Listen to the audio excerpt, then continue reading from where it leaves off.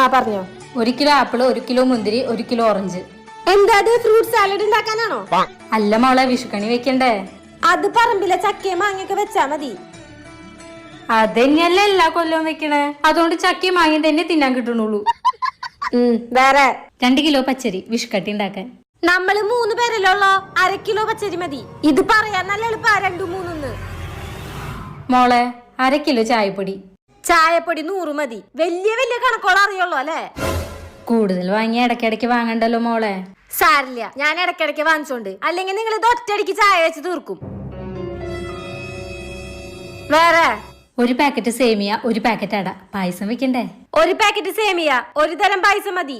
നമ്മുടെ ഇപ്പോഴത്തെ അവസ്ഥ അറിയില്ലേ? അടുത്ത വിഷു ഗംഭീരാക്കാം. അത്ര ആർഭാടൊന്നും വേണ്ടമ്മേ. ആ സഞ്ചിത പൈസ എടുക്ക്.